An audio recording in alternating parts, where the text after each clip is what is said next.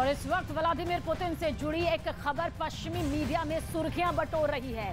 खबर ब्रिटेन की खुफिया एजेंसी MI6 के हवाले से आई है। यह खबर इतनी गंभीर है कि पूरी दुनिया की खुफिया एजेंसी पड़ताल में जुट गई। आखिर क्या ये खबर और इस खबर में कितनी सच्चाई है, इस रिपोर्ट के जरिए आप जरूर देखें।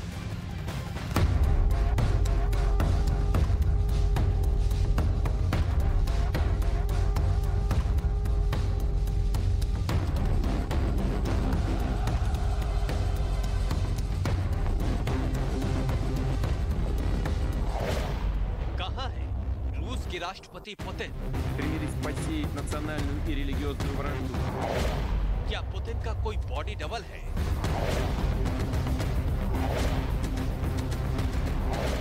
क्या पुतिन की जगह उनका बॉडी डबल नजर आता है?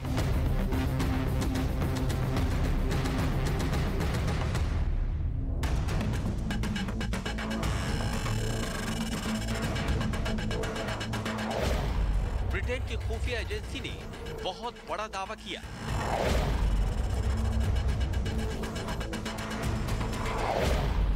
द सन की हेडलाइंस देखिए, मिरर की सुर्खियां पढ़िए, डेली स्टार ने जो खबर छापी है उस पर गौर कीजिए। ब्रिटेन में यह खबर टॉप ट्रेंड कर रहा है। पूरी दुनिया की खुफिया एजेंसी इस वक्त इसी खबर की पड़ताल में जुट गई है। दुनिया के बड़े बड़े एनालिस्ट हैरान हैं क्योंकि खबर राष्ट्रपति व्लादिमीर पुतिन की मौत से जुड़ी है। ब्रिटेन के अखबार द सन ने अपनी खुफिया एजेंसी MI6 के हवाले से खबर छापी है कि हो सकता है कि व्लादिमीर पुतिन की मौत हो गई हो और सार्वजनिक जगहों पर जो व्यक्ति दिखाई दे रहा है वो पुतिन का बॉडी डबल है। पुतिन की मौत से जुड़ी ये खबर सबसे पहले ब्रिटेन के अखबार डेली स्टार ने छापी। अखबार ने ब्रिटेन की खुफिया एजेंसी के हवाले से दावा किया पुतिन की हाल ही में मीडिया में मौजूदगी संभवतः पहले से रिकॉर्ड की गई थी। इस महीने की शुरुआत में मॉस्को विक्ट्री डे परेड जैसे सार्वजनिक कार्यक्रमों में बॉडी डबल का भी इस्तेमाल किया जा सकता है। पुतिन बहुत बीमार है और जब उनकी मौत होगी तो महीनों नहीं हफ्तों तक गुप्त रखा जाएगा। अगर ब्रिटेन के अखबार डेली स्टार के दावे पर भरोसा करें तो विक्ट्री डे परेड में पुतिन के बॉडी डबल का इस्तेमाल किया गया है। जब से रूस और यूक्रेन के बीच जंग शुरू हुई है, पुतिन की बॉडी डबल की खबरें सुर्खियों में रही है। पुतिन पर इस समय खतरा बाहर से नहीं बल्कि घर के अंदर से भी है। इसके बाद से रूस में तख्ता पलट की खबरें आम हैं। दावा किया जा रहा है कि पुतिन तख्ता पलट के डर से डबल बॉडी का इस्तेमाल कर रहे हैं। लेकिन अब जो ब्रिटेन के अखबार डेली स्टार ने दावा किया है वो दावा दुनिया को हैरान कर रहा है। डेली स्टार में छपी खबर के मुताबिक ये भी संभावना है कि पुतिन की मौत पहले ही हो चुकी है, लेकिन ये जानना असंभव है। ऐसा माना जाता है कि पुतिन ने पहले भी बॉडी डबल्स का सहारा लिया है जब वो अस्वस्थ रहे। पुतिन की मौत का दावा करने वाले पश्चिमी मीडिया कल तक उनकी गंभीर बीमारी का हवाला दे रहे थे। यही अखबार पुतिन के करीबियों के हवाले से ये जानकारी दे रहे थे कि पुतिन को 18 महीने पहले पेट का कैंसर और पार्किंसन बीमारी हुई थी। ऑन्कोलॉजी टेस्ट से इन बीमारियों की पहचान की गई, लेकिन जब क्रेमलिन ने इन दावों की हवा निकाल दी तो यही मीडिया अपनी खुफिया एजेंसियों के हवाले से पुतिन की मौत का दावा कर रहे हैं। ऐसे दावों के पीछे छिपा हुआ सच रूस में तख्ता पलट भी हो सकता है, क्योंकि पश्चिमी खुफिया एजेंसी किसी भी हालत में पुतिन को सत्ता से हटाना चाहते हैं। यही वजह है कि पश्चिमी मीडिया ने पुतिन के खिलाफ डिसइंफॉर्मेशन वॉर यानी दुष्प्रचार शुरू कर दिया है।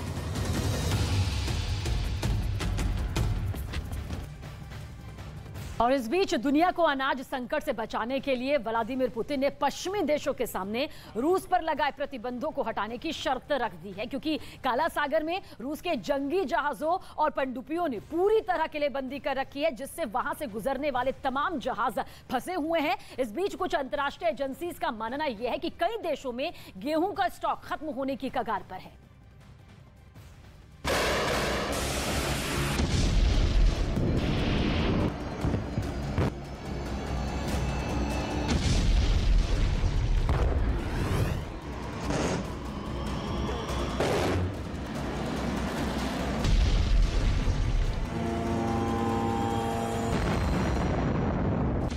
समंदर में रूस ने यूक्रेन के खिलाफ ऐसा चक्रव्यूह रचा है कि नेटो देश चाहकर भी ना तो यूक्रेन की कोई मदद कर पा रहे हैं और ना ही ज़ेलेंस्की इस चक्रव्यूह को तोड़ पाने की हिम्मत जुटा रहे हैं। और इस चक्रव्यूह का असर अकेले यूक्रेन पर ही नहीं पड़ रहा, बल्कि इसने पूरी दुनिया के सामने नया संकट खड़ा कर दिया है। पूरी दुनिया के सामने पुतिन के इस चक्रव्यूह ने खाने का संकट खड़ा कर दिया है।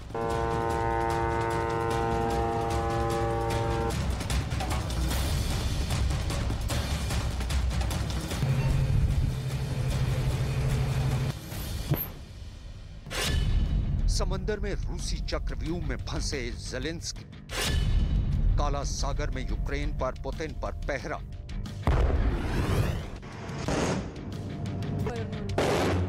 ये काला सागर की तस्वीरें हैं जिससे रूस की भी सीमा लगती है और यूक्रेन की भी, और इसी काला सागर से जुड़ी है पूरे यूरोप की फूड सप्लाई लाइन, जिस पर पुतिन की सेना जंग की शुरुआत से ही कुंडली मारकर बैठी है। ऐसी कुंडली जिसने यूक्रेन को यूरोप के देशों से जोड़ने वाले रास्ते को ब्लॉक कर दिया है। इस ब्लॉकेज की वजह से यूक्रेन का अनाज यूरोप और बाकी देशों तक पहुंच नहीं पा रहा। पिछले 3 महीने से यूक्रेन के कई कार्गो शिप अनाज के साथ काला सागर में फंसे हैं और अब कार्गो शिप पर लदे अनाज के सड़ने की नौबत आ गई है। काला सागर में यूक्रेन के लिए रूस की घेराबंदी को तोड़ पाना मुमकिन नहीं है, क्योंकि काला सागर में यूक्रेन से जो समुद्री रास्ता यूरोप तक जाता है, उस रास्ते पर रूसी सेना के जंगी जहाज और रूसी पनडुब्बियों ने जबरदस्त किलेबंदी कर रखी है और इस वजह से वहां से गुजरने वाले तमाम जहाज अटके हुए हैं। इस घेरेबंदी की वजह से यूरोप और दुनिया के बाकी देशों की मुश्किलें क्यों बढ़ी हुई है, अब वो समझिए। असल में यूक्रेन गेहूं सप्लाई करने वाला दुनिया का 5वां सबसे बड़ा मुल्क है। दुनिया की गेहूं की जरूरतों का करीब 10% हिस्सा यूक्रेन ही पूरा करता रहा है, लेकिन पिछले 3 महीने से यूक्रेन से गेहूं की सप्लाई पूरी तरह से ठप पड़ी हुई है। फिलहाल खबर है कि करीब 2 करोड़ टन गेहूं यूक्रेन के बंदरगाहों पर फंसा है, जिसे रूस निकलने नहीं दे रहा। इस वजह से दुनिया में गेहूं की भारी कमी हो गई है। यही नहीं, दुनिया के कई देशों के सामने खाने का संकट तक खड़ा हो गया है। दुनिया के ऐसे दर्जनों देश हैं जो समंदर में यूक्रेन का रास्ता खुलने की बड़ी शिद्दत से इंतजार कर रहे हैं। खुद इटली के प्रधानमंत्री ने रूसी राष्ट्रपति पुतिन से बैठक की, जिसमें इस मुद्दे पर चर्चा की गई। लेकिन इस बैठक के दौरान रूस ने यह साफ कर दिया कि वो काला सागर से निर्यात तभी होने देगा जब पश्चिमी देश उस पर लगे सारे प्रतिबंध हटा देंगे। मतलब ये कि रूस काला सागर में अपनी ताकत के दम पर पश्चिमी देशों को झुकाने में जुटा है और पुतिन की इस रणनीति को यूरोपीय देश भी समझ रहे हैं। ब्रिटेन ने तो रूस के इस कदम को फिरौती के लिए बंधक बनाने वाला कदम बता दिया। ब्रिटेन के विदेश मंत्री ने कहा, रूस ने दुनिया भर के सबसे गरीब लोगों के बीच भूख और भोजन की कमी को हथियार बनाया है। प्रतिबंधों को हटाना संभव नहीं है।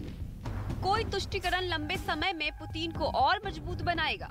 मतलब ये कि ना तो समंदर में पुतिन झुकने को तैयार है और ना ही यूरोप के देश पुतिन की शर्तों को मानने को राजी दिख रहे हैं। और इन दोनों के बीच पिस रही है दुनिया की वो आबादी जिन्हें ना तो युद्ध से कोई मतलब है और ना ही किसी की जीत हार से। उन्हें बस दरकार है 2 वक्त की रोटी की, जो इस जंग के बीच समंदर में पिछले 3 महीने से अटकी है।